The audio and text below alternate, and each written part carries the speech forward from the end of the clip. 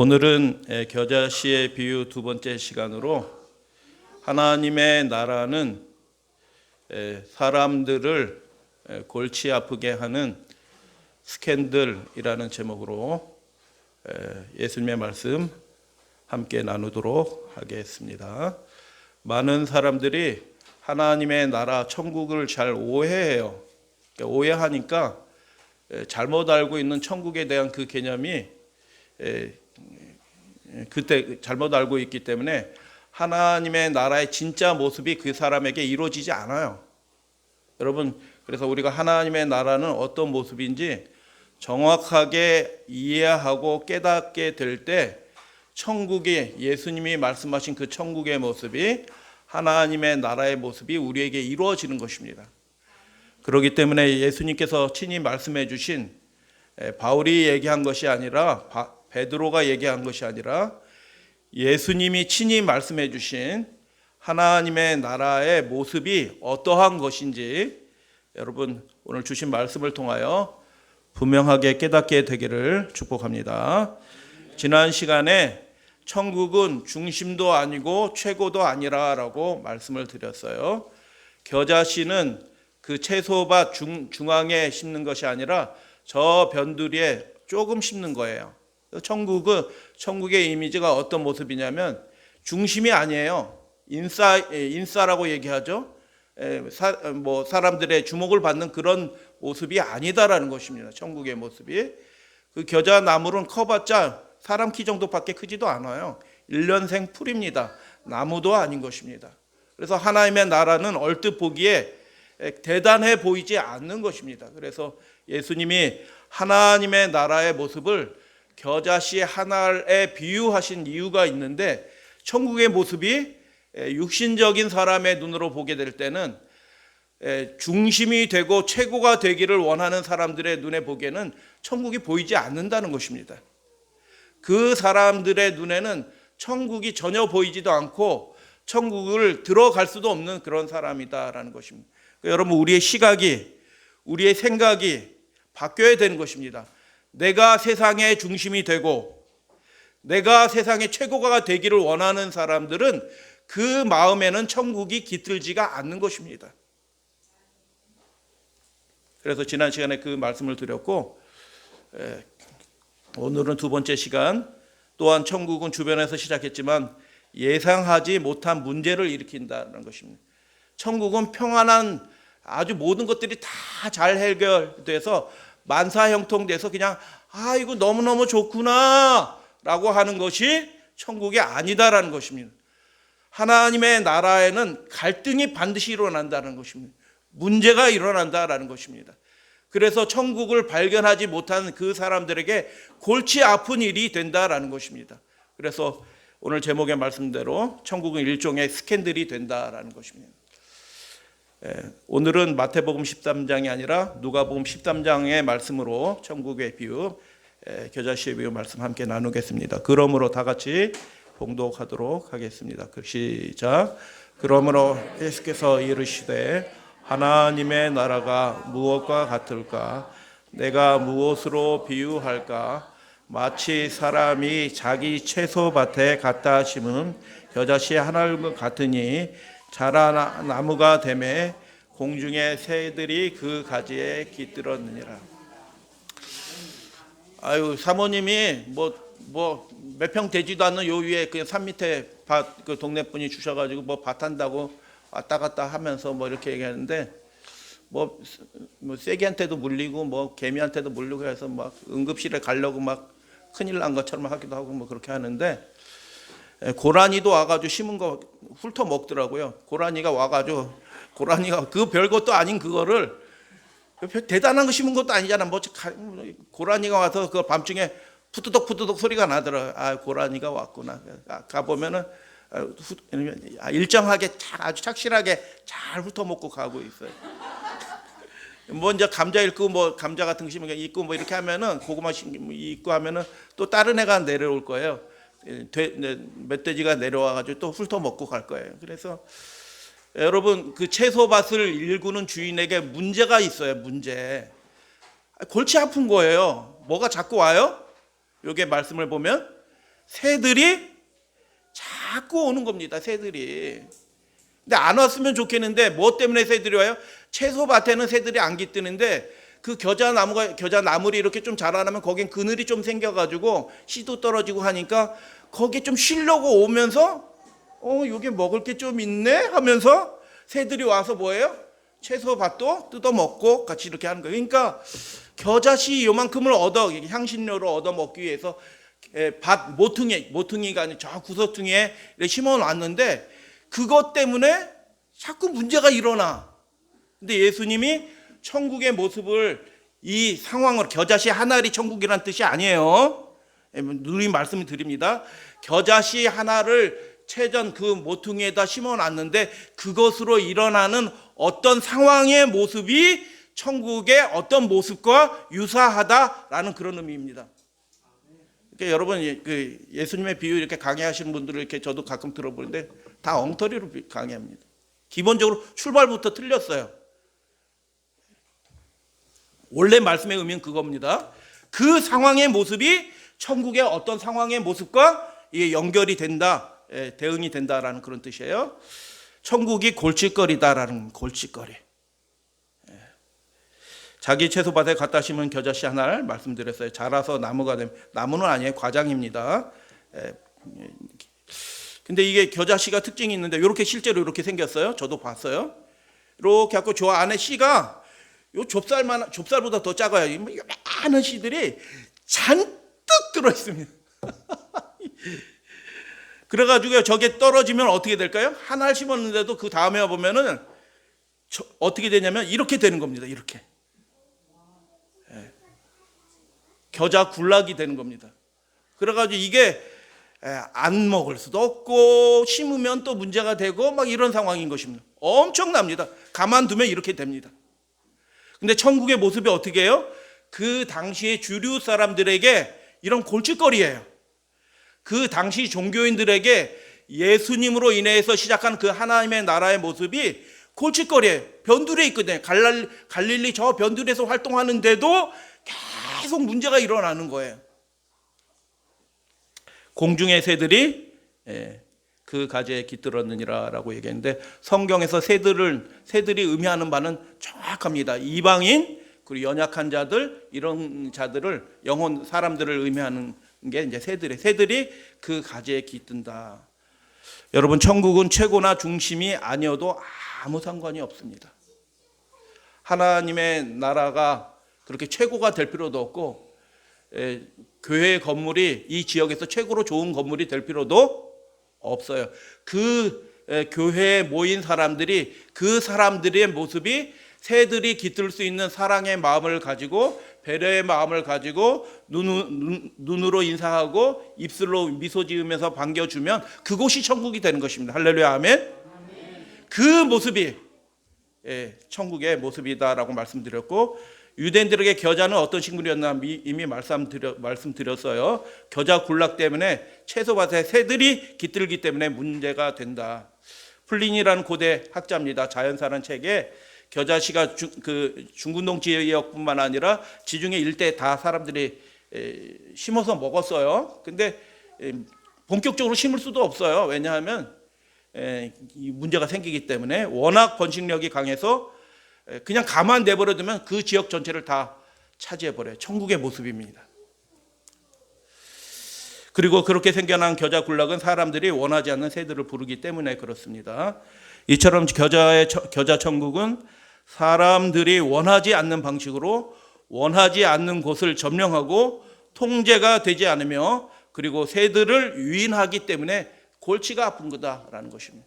하나님의 나라의 모습이 그 주류 사회 중심이라고 생각하는 종교인들과 율법사들에게는 예수 그리스도의 그 모습을 통해서 나타난 그 천국의 모습이 골치 아픈 겁니다. 예수님께 자꾸 사람들이 이렇게 유인되기 때문에 그래서 통제가 되지도 또 않아요. 그래서 문제가 되었다라는 것입니다.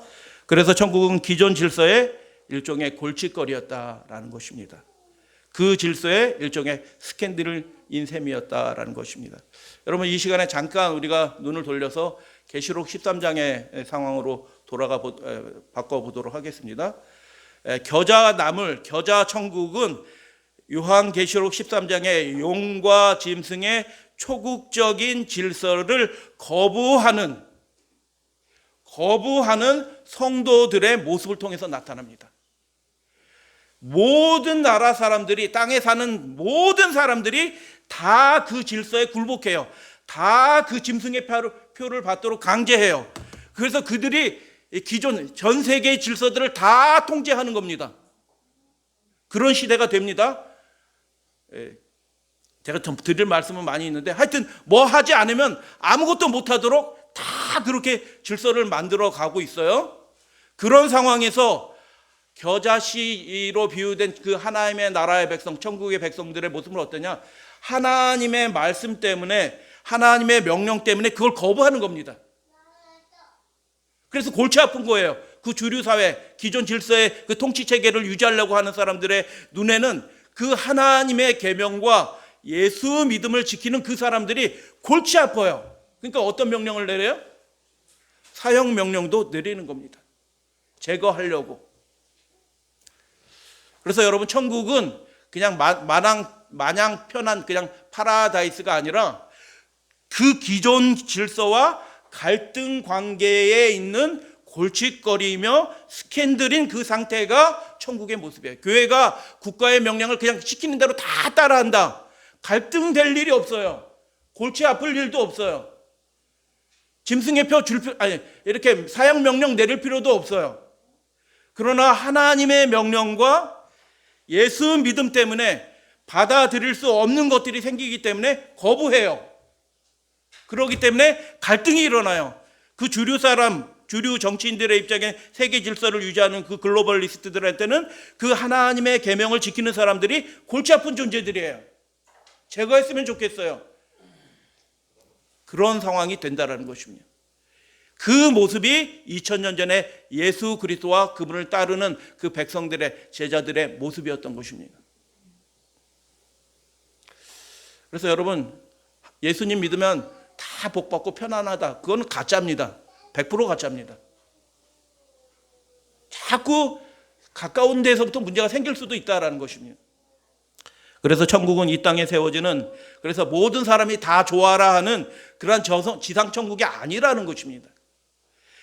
예수 제름으로 이루어지게 될 내세적 천국과 관련된 그런 현실, 이 땅의 지상천국이 되는 그런 현실, 장래, 우리 이제 천국 갈 거야. 이 땅의 생활 끝나고 이제 그 고통이 없는 천국 갈 거야. 라는 현실 도피주의도 아니에요.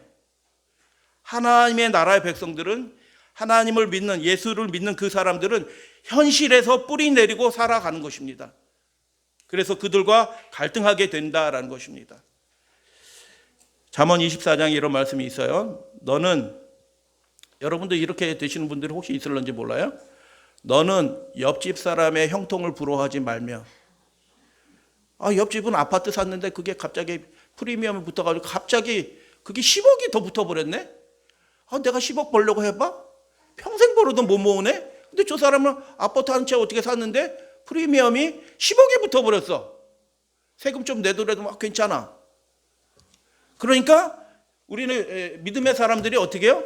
하나님의 나라를, 예수를 소망한 사람들이 옆집 아파트를 산 사람의 형통을 부러워하게 되는 거예요.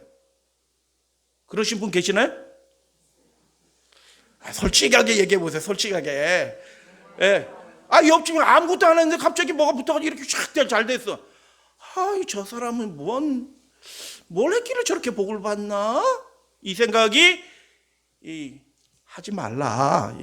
이렇게 얘기하셨어요. 그와 함께 있기도 원하지도 말라. 3절 말씀 다 같이 읽어요. 중요한 말씀이에요. 집은 시작. 집은 지혜로 말미암아 건축이 되고 명철로 말미암아 견고하게 된다. 여러분, 하나님의 나라 천국 가는 가정은 무엇으로 건축이 되냐 하면 이 세상 재물로 건축이 되는 게 아니라 하나님의 지혜로 말미암아 건축이 된다라고 말씀하는 것입니다. 할렐루야, 아멘. 하나님의 말씀이 없는 집은요, 멀쩡해 보이는 집처럼 보이지만 창수가 나면 100% 무너집니다. 헛된 것입니다. 아무것도 아닌 것입니다. 이 세상의 것들, 안목의 정욕과 육신의 정욕이 대단해 보이는 것처럼 보여도 그것은 하나님의 지혜로 세워지지 않은 것은 하나도 남김없이 100%다 무너집니다. 하나님이 말씀하신 겁니다. 부러워할 필요 하나도 없는 것입니다. 천국은 그런 모습이 아니다라고 예수님은 이 겨자씨의 비유를 통해서 또 말씀해 주셔요. 그렇게 육신의 눈으로 보면 대단해 보이지 않는다라는 것입니다. 그리고 육신의 눈으로 보면 그렇게 사는 사람들이 골치 아파 보이고 하찮아 보인다라는 것입니다. 또 방들은 지식으로 말미암아 각종 귀하고 아름다운 보배로 채워지게 된다. 집은 우리를 나타내요. 사람이에요. 천국된 우리의 모습입니다. 건물이 아니에요. 그래서 지혜로 채워지고 방들은 우리 믿음의 가족들 하나님을 아는 지식. 여러분 교과 공부하시나요? 아무리 바빠더라도 못했으면 안식일 아침에 좀 일찍 일어나서도 한번 밑줄 치면서 읽어보고 오셔야 돼요. 그거 없으시면 안 하시면 믿음이 안 자라납니다. 안 자라는다는 얘기 뭐냐면 믿음이 쇠퇴해진다는 거예요. 천국 백성으로 준비되지 못한다는 거예요. 목숨 걸고 하셔야 됩니다. 여러분 교과 공부 그냥 뭐 세상 공부처럼 휙 이렇게 보시지 말고 목숨 걸고 하셔야지 지식이 채워지고요. 지혜가 하나님으로부터 주어지는 겁니다. 그냥 관심도 없는데 그 천국의 지혜가 주어지겠나요? 절대로 그런 일이 없습니다. 알려고 하는 사람들에게 그 집을 하나님의 지식으로 채우려고 하는 사람들에게 주어지는 거지 그냥 목사님 한번 얘기해 보세요. 이렇게 하는 사람들에게 절대로 주어지지 않아요. 그 귀는 들음으로 복이 있다라고 말씀하셨어요. 들음으로 믿음이 생겨난다고 그래요.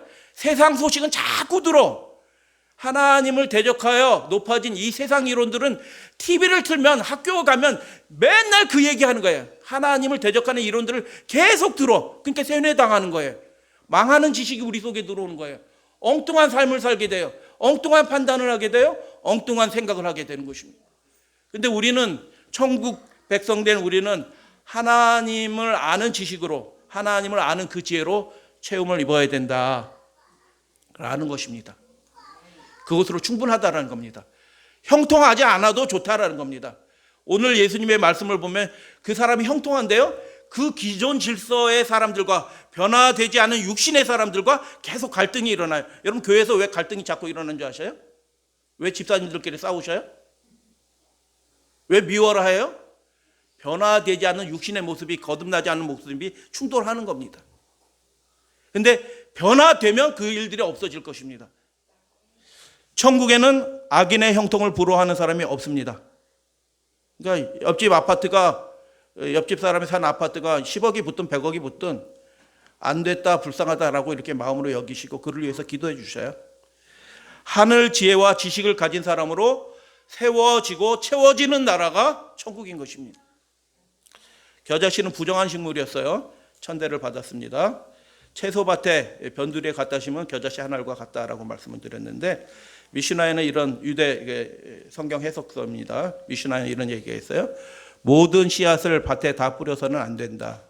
섞어 뿌리지 않거든요. 율법에 레위 율법에도 나오고 섞어 뿌리지 종자를 섞어 뿌리지 않아요. 채소는 어느 곳에나 심을 수 있다. 채소 종류는 다 심어도 된다.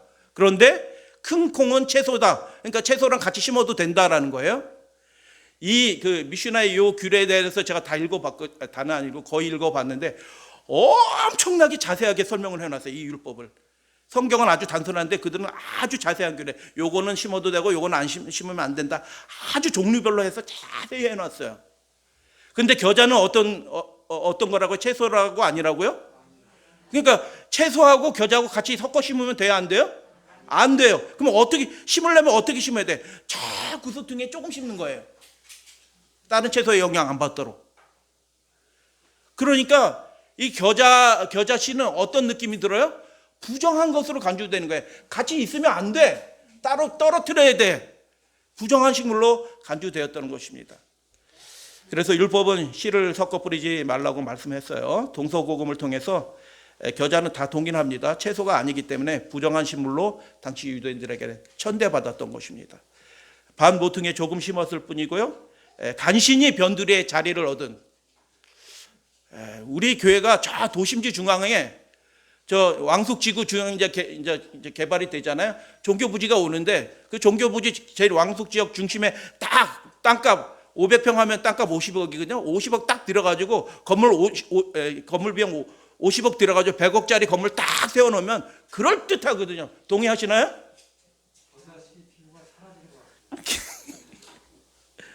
그런데 그런 것이 아니래도 상관이 없다. 간신히 변두리에 자리를 차지해가지고 근근히 자라는 것처럼 보인다. 그러나 그곳에 뭐가 있어요? 하나님의 성령의 거룩한 능력이 있으면 그것이 천국이 되는 것입니다. 그 믿음의 사람들이 하나님의 나라의 원리로 말씀으로 통치받는 사람들이 그곳에 있으면 그곳이 천국이 되는 것입니다. 장소는 하나도 중요하지 않습니다. 사람들이 아이고 교회 왔는데 아유 주차장도 뭐 없고요. 오는 길이 너무 골목이고요. 아유 교회가 뭐 프로그램도 별로 없고요. 모인 사람들 보니까 옷 입는 거 보니까 다 10,000원짜리 입고 왔고요. 화장실 가봤더니 뭐 손 씻는 데도 없고요. 아 저는 이런 데 못 다녀요.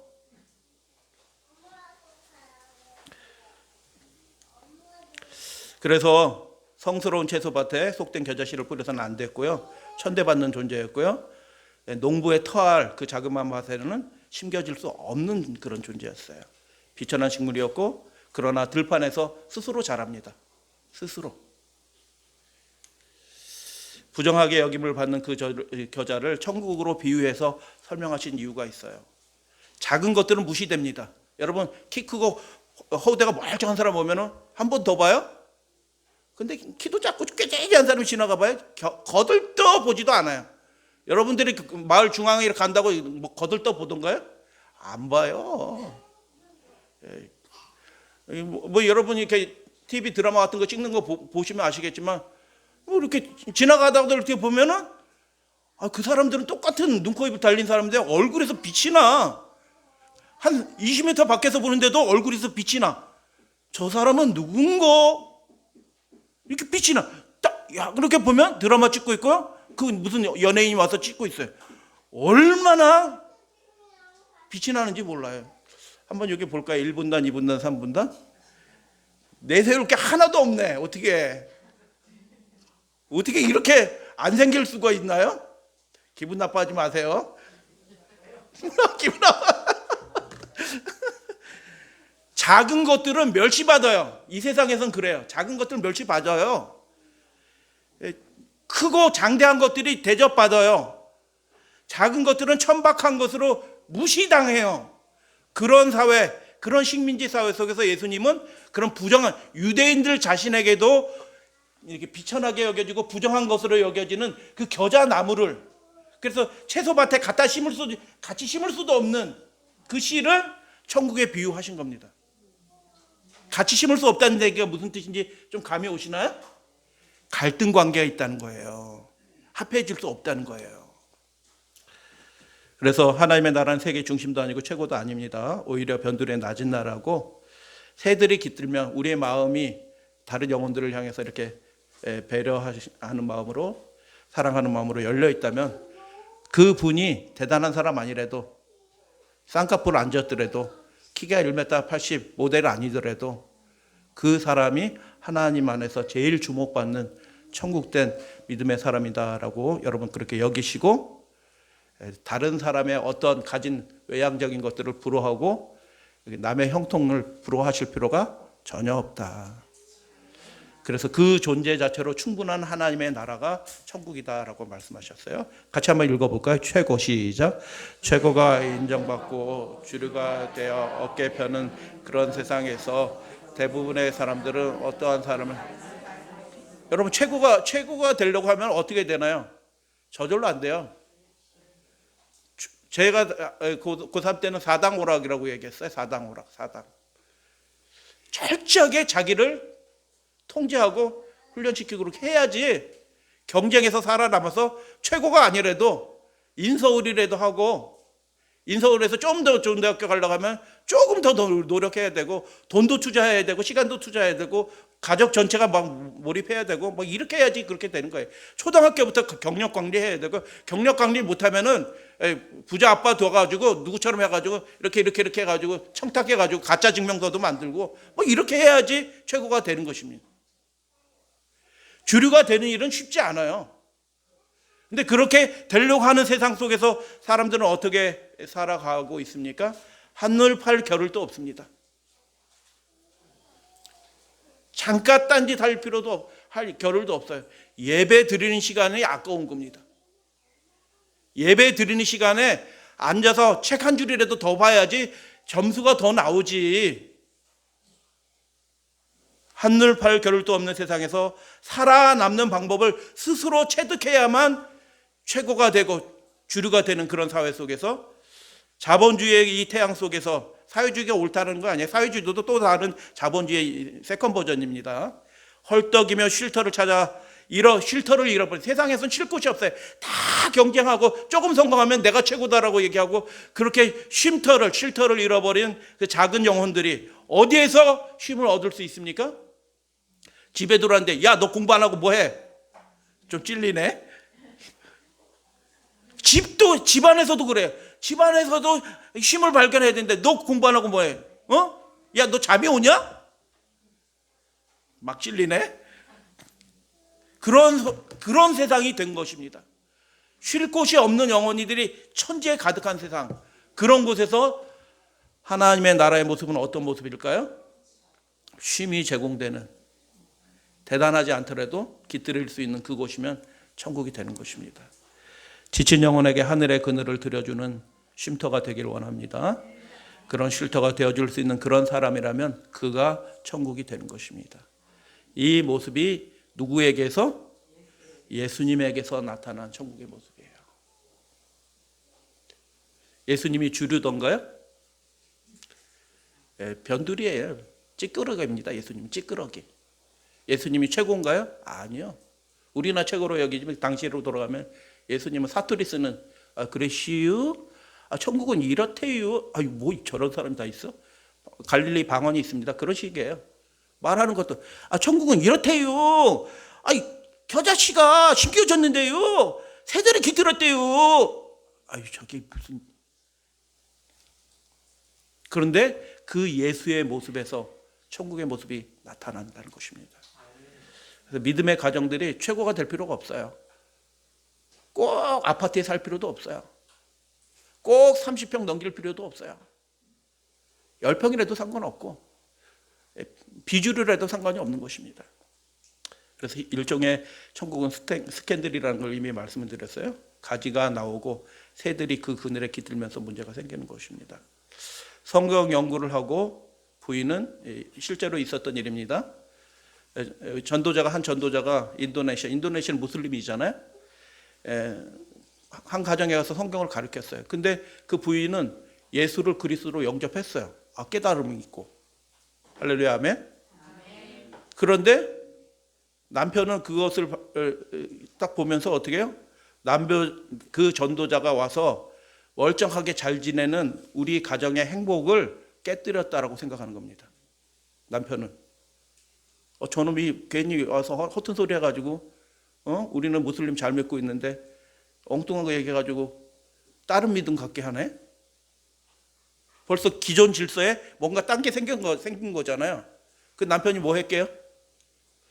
남편은 그 전도자를 죽이려고 총을 구입했습니다. 재림교회 얘기예요. 그 총을 딱 사가지고 그 전도자가 우리 집에 다시 방문할 때 그를 쏴서 죽이려고 딱 총을 싼 것입니다. 이후의 얘기는 생략. 이 모습이 정확하게 2000년 전 그 기존 질서, 유대 질서와 그들의 천국을, 유대인들이 생각하는 천국을 거부하고 전혀 다른 천국의 모습을 보여주신 예수님이 당한 모습입니다. 죽이려고 하는 겁니다. 겨자씨 예수가 바로 천국, 그분의 모습이 천국이었다라는 것입니다. 누가복음에서 겨자씨로 비유된 예수가 보여주신 그 천국의 실상을 함께 살펴보겠습니다. 누가복음에서 겨자씨의 비유는 예수께서 회당에서 마지막으로 가르치신 후에 등장하는 비유입니다. 여러분, 예수님이 계속 회당에서 가르치셨다고 생각하시는데 그거 아니에요. 더 이상 회당에서 가르치지 못하게 되었습니다. 쫓겨난 겁니다. 들판에서 길거리에서 성전 회랑 같은 데서 가르치셨지 예수님은 더 이상 회당에서 가르치지 못하셨어요. 변두리로 완전히 쫓겨난 것입니다. 예수의 제자들은 먹을 것이 없어서 거지처럼 안식일에 남의 밭 이삭을 비벼 먹어야 될 그런 형편이었어요. 예수의 제자들의 형편이 그런 것입니다. 예수가 제자들과 함께한 유월절 만찬은 그저 작은 빵 몇 조각과 초라한 포도주 얼마만큼밖에 없었습니다. 굉장한 만찬이 아닌 것입니다. 황제의 만찬과는 비교가 되지 않는 초라한 식사였습니다.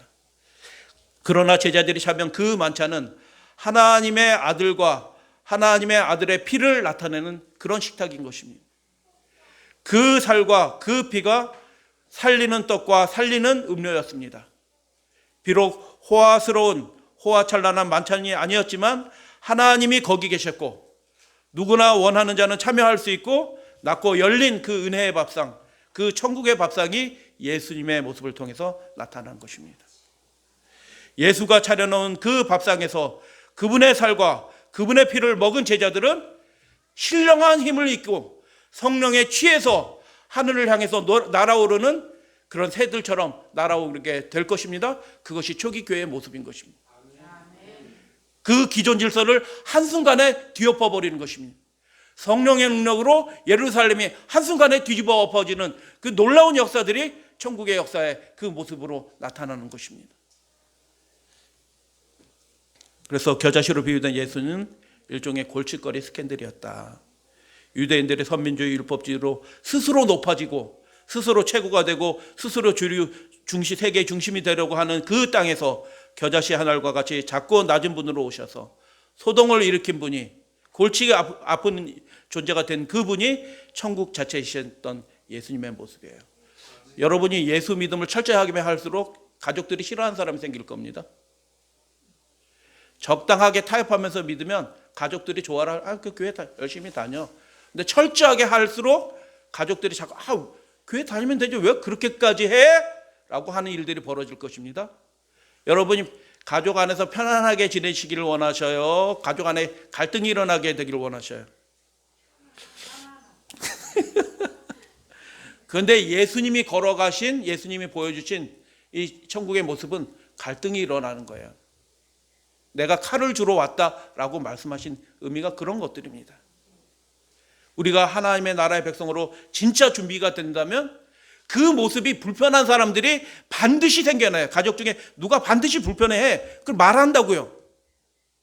근데 그것을 알면서도 예수님 때문에, 우리를 위해서 죽으신 그 하나님의 아들 때문에, 그 보혈의 피 때문에, 그분이 우리를 위해서 떼어주신 그 살 때문에 그 양식을 먹은 우리가 어떻게 세상 사람과 타협하면서 적절한 선을 유지하면서 그래 너도 좋고 나도 좋다라고 유지하면서 그렇게 살 수가 있을까요? 절대로 그렇게 안 되는 것입니다. 그렇게 사는 그 사람에게 성령이 임하는 겁니다.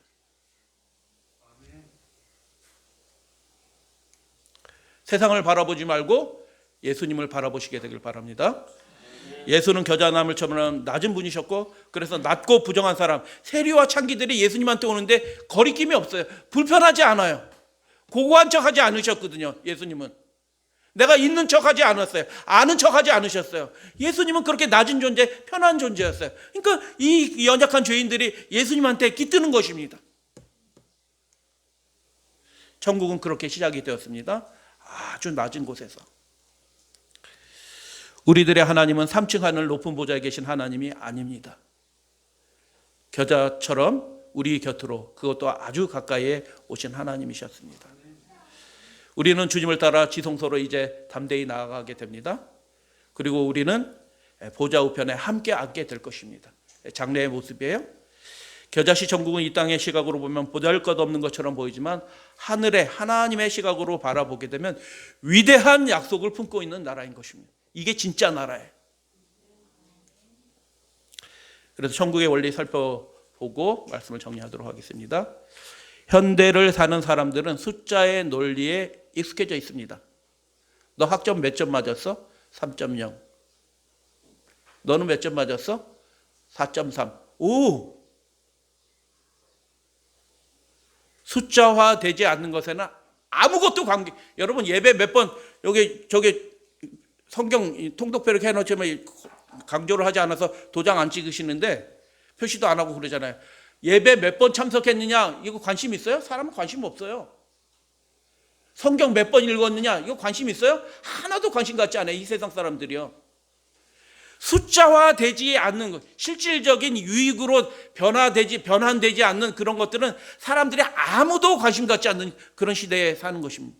그런 세상 속에서 천국은 다른 나라인 것입니다.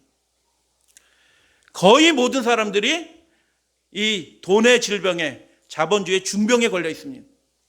그래서 학생들에게 그걸 자본주의의 논리를 가르치지 않아요. 그런데도 본능적으로 체득해가지고 어떻게 해요? 숫자화되는 학점을 잘 받는 것은 굉장히 중요해요. 그래서 교수님한테 눈 한 번 더 들리려고 아주 결석 안 하려고 막 뛰어다니고 막 헉헉하면서 하는데 교회는 뭐 지각하고 빠져도 아무런 상관이 없어. 이게 뭐예요? 중병에 걸린 겁니다. 굉장히 심각한 중병에 걸린데 그것 때문에 그걸 정상적으로 생각해. 너 더 해라. 더 해야지. 이렇게 부모가 부추기는 것입니다. 천국은 그런 나라가 아니다라고 말씀하시는 것입니다. 예배가 자꾸 선택적인 것으로 바뀌어져요. 마지막 시대가 될수록 더 이렇게 될 것입니다. 시키는 대로 다 따라하면 그 사람은 짐승의 표 받게 될 것입니다.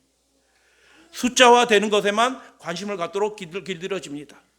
그렇다고 뭐 대충 살라는 뜻은 아니잖아요. 하나님 믿는 사람들이 어떻게 대충 살 수 있겠어요? 열심히 살지. 여세 동안 힘써 내 모든 일을 행하라 하는데 막 쓸데없는 짓 하면서 시간 보내겠어요? 그렇게 되지 않죠. 그런데 천국에 없는 그 사람들의 모습은 어때요? 자꾸 그런 세속적인 원리에 길들여지게 된다는 것입니다. 통장에 찍히는 숫자에 따라서 인생을 평가하고, 제가 요즘 코로나가 해서 별 돌 쓴 일이 없어가지고 통장에 돈이 좀 모였어요. 그러니까 이 통장, 야 이게 돈이 좀 늘어났다? 신기하다? 어쩐 일로 이런 일이 벌어지냐? 그러니까 돈을 또 보니 좀 늘어나니까 마음이 어때요? 조금 주고 싶어.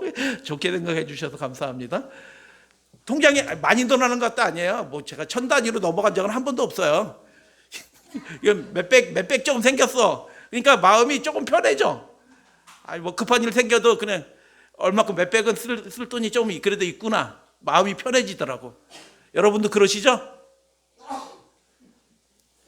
그런데 이 세상 사람들의 원래는 어때요? 통장에 네 잔고가 얼마냐? 신랑 될 사람이 통장에 잔고가 얼마냐? 신부가 될 사람이 어느 학교 나왔냐? 뭐 이런 거에 관심을 갖는 거예요. 그 사람 교회 잘 다니는데? 이런 거 물어보셔야 돼요. 그 청년 교과 공부 잘한대? 이런 거 물어보셔야 된다는 거예요. 목사님한테 전화해가지고 만나는 사람이 그 형제가 예배 꼬박꼬박 잘 출석합니까? 이거 물어보셔야 돼요. 11조 생활 잘합니까? 이런 거 물어보셔야 되고, 교과 반장한테 그 청년이 교과 공부는 잘합니까? 이런 거 물어보셔야 된다니까요.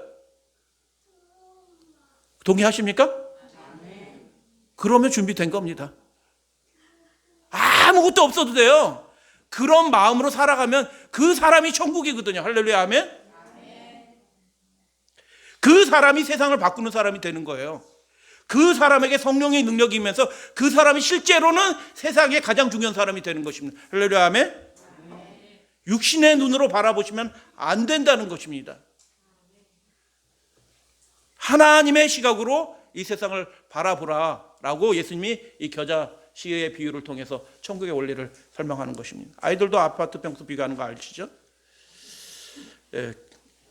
인간이 되신 그리스도 우리 주님의 모습은, 할렐루야, 아멘. 힌두교에서처럼 성육신의 교리는 어느 종교나 다 있어요. 기독교에만 있는 게 아니에요. 성육신의 교리는 다 있어. 신이 인간이 된다. 로마 신화에도 있고 인도 신화에도 있고 다 있어. 하나님이 인간이 된다. 다 있는 얘기예요. 그런데 다른 종교도 마찬가지인데 힌두교 얘기를 그냥 가져온 겁니다. 힌두교에서도 10번 아바타라는 이름이 뭐냐면 아바타는 신이 인간으로 눈에 보이는 어떤 존재로 나타나는 현상을 아바타라고 얘기합니다. 아바타. 실제는 속에 신이 들어있다는 뜻이에요. 아바타가 있는데 10개 아바트인데 그 10개 아바트 전체가 여러분 신이 인간이 되면 어떤 존재가 되면 힌두교에서 네 가지 계급이 있잖아요. 브라만, 수드라, 뭐 크샤트리아, 바이샤 뭐 이런 것들이 있잖아요. 불가촉 천민으로 태어나면 좋겠어요? 신이 브라만 최고 계급으로 태어나면 좋겠어요? 근데 이들 세상에서는 짐승으로 태어나면 뭘로 태어나야 되겠어요? 저쪽 길거리 고양이처럼 태어나면 좋겠어요? 사자로 태어나면 좋겠어요? 근데 힌두교에서는 그래요. 브라만 계급으로 이 신이 나타나는 것입니다. 사자의 모습으로 나타납니다. 최고로 강한 존재로, 최고로 높은 존재로 나타나요. 근데 성경의 하나님은 그렇게 나타나지 않아요. 어떤 모습으로 나타나요? 정반대로 우리의 하나님은 너무나 낮은 모습으로, 비천한 모습으로, 너무나 하찮은 모습으로, 우리와 너무나 닮은 모습으로 우리 가까이에 오셨다. 할렐루야, 아멘. 왜 그렇게 하셨나? 그 낮은 존재들도, 비천한 존재들도 그분에 깃드는 것이 아무런 어려움이 없도록, 너무 올라가기 힘든 그 영혼들이, 지친 영혼들이 쉽게 가서 접근해서 하늘의 그 빛을 받을 수 있도록, 양식을 받을 수 있도록 예수님은 그렇게 오셨다. 그래서 예수님 자신이 겨자로 비유된 천국의 그분이셨다라는 것입니다. 제가 직접 들은 얘기예요. 이 유명한 대학인데 그 형제가 저한테 어느 날 얘기하더라고요. 간사님, 우리 대학에요, LG가 200억짜리 건물 공짜로 지어주고 있어요. 지금 삼육대학은요, 총장이 되면 해야 될 제일 중요한 일이 모금하는 일입니다. 건물 하나 지으려도 돈이 안 생기니까 막 동문들 쫓아다니면서 모금한 사람한테 또 돈 내라 해가지고 간신히 10억, 20억, 30억 이렇게 모아가지고 간신히 요만한 건물, 구석등에 같은 조금 학고방 같은 건물을 이렇게 짓거든요. 삼육대학은. 참 힘듭니다. 삼육대학 총장은. 좋아라 하실 거 하나도 없어요. 힘듭니다. 하기 싫은 일을 하는 거니까. 그게 남한테 가지고 돈 달라는 일이 쉬워요? 안 쉬워요? 그것처럼 힘든 일이 없어요. 근데 이 대학은 시키지도 않은데 그 대기업이 와서 져준다는 거예요. 2억씩이나 들여서 져준다는 거예요. 힘이 있으니까 이 대학이. 그런데 건물 짓는 사람들이 관리하는 그분들이 그러니까, 야, 돌을 붙여도 최고급으로 붙여라. 최고급으로 붙이면 어떻게 돼요? 점점 비용이 더 올라가. 그런데 괜찮아. 최고급으로 붙여라. 대리석, 이탈리안 대리석 붙여. 뭐 이거 최고로 붙여. 다 최고로 붙여. 왜 그렇게 한 줄 아십니까? 누구 자극받으라고. 그래갖고 LG가 그렇게 져주는 걸 보고 삼성이 소식을 듣고 자극을 받았네. 삼성이 그 대학한테 연락갖고 우리도 져주겠다. 뭐 필요한 거 있냐? 그래갖고 삼성이 300억짜리 건물을 거기다 져줍니다. 이게 세상과 원리인 겁니다. 우리 대학은 경쟁이 될까요? 여러분, 우리 대학이 세상과 경쟁하는 방법은 다른 방법이어야 되는 것입니다. 우리 교회가 세상과 경쟁하는 방법은 다른 방법이어야 되는 것입니다. 천국의 원리로 작동하는 나라면 그게 천국입니다. 사람이 변화되면 그것이 천국인 것입니다. 그 사람 안에 예수가 있으면 가장 훌륭한 교육이 있고, 건물이 중요한 것이 아니라 진짜 그 영이 살아있는 교육을 제공하는 대학이면 그것이 진짜 살아있는 대학이 되는 것입니다. 세상과 경쟁할 수가 없어요. 경쟁이 불가능한 상태로 이미 떨어진 것입니다. 3류 대학도 아니에요. 이미 그 경제 규모로 따지면 4류, 5류로 떨어졌습니다. 아무리 노력해도 안 되는 겁니다. 같이 경쟁하는 방법이 아니라 다른 방식으로 하나님의 뜻이 이루어지도록 우리가 구해야 되는 것입니다. 우리도 마찬가지예요. 노력하지 말라는 뜻이 아니에요. 학생들이요, 이제 공부할 필요 없다, 이런 뜻이 아니에요. 자기 삶에 책임을 지셔야 돼. 그래서 종교까지도 거의 모든 세계가 그 힘의 노래, 돈의 논리로 움직이게 되고 있습니다. 하지만 천국은 힘의 원리가 아닌 다른 원리가 작동한다. 그것을 깨닫고 그것에 충실하면 세상 사람 보기에는 저거 망할 대학처럼 보인다. 저 집은 어떻게 저렇게 10평짜리 집에서 어떻게 내 식구가 사냐라고 할지라도 그 나라가 천국인 것입니다. 하나님이 기대하시는 나라는 힘세고 높은 지위를 갖춘 그런 나라가 아니라 하나님의 명령이 최고의 법이 된 나라이고, 할렐루야, 아멘. 이웃을 향해서 그 마음이 열려 있으면 그가 대단한 일을 하지 않더라도 그 사람이 천국이다 라고 예수님이 말씀하신 것입니다. 예수님을 통해서 나타난, 그리고 겨자씨의 한 알의 비유를 통해서 말씀하신 하나님의 나라는 높고 거대한 나라가 아니라는 것입니다. 다 같이 읽습니다. 하나님의 나라, 시작. 이렇게 생각하시면 안 됩니다. 교회 다녔는데 자꾸 어려운 일 생긴다. 축하합니다. 이렇게 하셔야 됩니다. 예수님께 더 기도할 수 있는 일이 생겼으니 축하합니다. 만사형통의 나라가 아니라는 겁니다. 여러분의 담임 목사가, 말씀 안 드려요. 그들도 이 땅에서 뿌리를 내리고 살아가기 때문에 이겨내야 될 현실이 있어요. 육신의 눈으로 보면 저 사람이 답답해 보여. 근데 하나님의 천사는 그를 기뻐해. 할렐루야, 아멘. 그들도 이겨내야 될 현실이 있고 그들이 살아내야 될 삶은 만만하지 않아요. 근데 그들 속에서는 무엇이 작동해요? 하나님의 법이 새겨지고 예수 믿음이 살아 움직이는 사람이에요. 그거면 충분하다는 겁니다. 천국 백성도 이겨내야 될 그 현실이 있고 부닥기면서 살아가는 것입니다. 여러분, 부모님이 능력이 많은 사람 아니라도 멸시하지 마세요. 아무도 자녀들 중에서 아멘 안 하네. 부모님이 이렇게 대단한 사람 아니라도 멸시하시면 안 돼요. 네. 겨자씨 예수를 통하여 나타나는 하나님의 원래는 그런 모습이에요. 그래서 한 분의 글을 읽어드립니다. 기독교가 스스로 생명을 얻고자 살아남으려고 기독교가 막 애를 쓴다고 하면, 만일 기독교가 세계의 존경을 받고 대중을 움직이는 원리가 되고 신문에 자꾸 등장하기를 바란다면 기독교는 생명을 잃어버릴 것입니다. 그게 아니기 때문에, 본질은. 따라서 밖을 내다보지 않고 자기의 생활 속에서 날마다 오직 예수를 높이는 일에 전심전력하는 사람만이 자동적으로 진짜 세계의 선구자와 변혁자, 정복자가 되는 것입니다 라고 그렇게 이야기했습니다. 맞는 얘기입니다. 최고가 되려고 노력하고 자꾸 그게 인생의 목표처럼 되는 사람들은 생명을 잃어버릴 것입니다.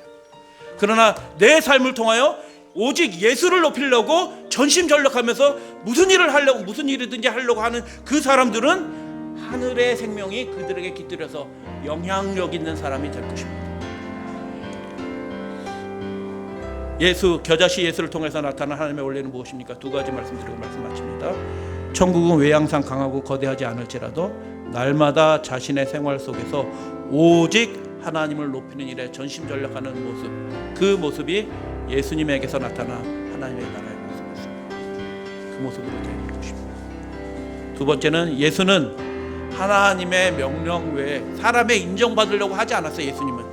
그러니까 쫓겨다니고 나중에 이제 회당에서도 설교를 못하게 된 것입니다. 그런데 사람의 인정 같은 건 하나도 안 중요해. 예수님에게 중요한 건 무엇이에요? 하나님께 인정받으면 돼요. 그래서 예수는 하나님의 명령 외에, 명령은 계명이에요. 하나님의 명령 외에 어떤 것에도 굴복하지 않습니다. 단호합니다. 타협하지 않습니다. 그래서 그는 회당에서 쫓겨났습니다. 그러나 그는 기존 질서에 속한 사람들에게 골치 아픈 존재가 된 것입니다. 그러나 세리와 죄인들이 따르는 그의 나라는, 그래서 그 당시에 일종의 스캔들이 되었는데, 하나님의 나라는, 진짜 나라는 그분에게 있었고 그분과 함께 따르는 사람들에게 있었다라는 것입니다. 여러분도 천국의 사람이 되시기를 주님의 이름으로 축복하면서 말씀을 마칩니다.